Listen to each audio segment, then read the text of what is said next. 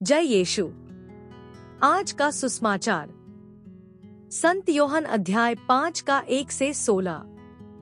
इसके कुछ समय बाद ईसा यहूदियों के किसी पर्व के अवसर पर यरूशलेम गए। यरूशलेम में भेड़ फाटक के पास एक कुंड है जो इब्रानी भाषा में बेथेस्दा कहलाता है। उसके 5 मंडप हैं। उनमें बहुत से रोगी, अंधे, लंगड़े और अर्धदांग रोगी पड़े हुए थे। वे पानी के लहराने की राह देख रहे थे, क्योंकि प्रभु का दूत समय समय पर कुंड में उतरकर पानी हिला देता था। पानी के लहराने के बाद जो सबसे पहले कुंड में उतरता था, चाहे वह किसी भी रोग से पीड़ित क्यों न हो, अच्छा हो जाता था। वहाँ एक मनुष्य था जो 38 वर्षों से बीमार था। ईसा ने उसे पड़ा हुआ देखा और यह जानकर कि वह बहुत समय से इसी तरह पड़ा हुआ है, उससे कहा, क्या तुम अच्छा हो जाना चाहते हो?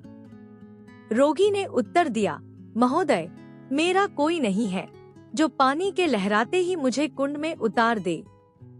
मेरे पहुंचने से पहले ही उसमें कोई और उतर पड़ता है। ईसा ने उससे कहा, उठकर खड़े हो जाओ, अपनी चारपाई उठाओ और चलो। उसी क्षण वह मनुष्य अच्छा हो गया और अपनी चारपाई उठाकर चलने फिरने लगा। वह विश्राम का दिन था, इसलिए यहूदियों ने उससे, जो अच्छा हो गया था, कहा, आज विश्राम का दिन है, चारपाई उठाना तुम्हारे लिए उचित नहीं है।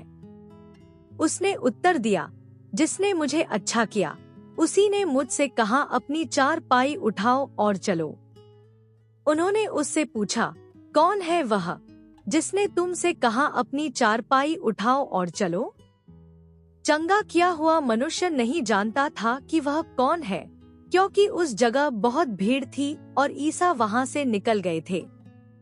बाद में मंदिर में मिलने पर ईसा ने उससे कहा, देखो, तुम चंगे हो गए हो, फिर पाप नहीं करो, कहीं ऐसा न हो कि तुम पर और भी भारी संकट आ पड़े।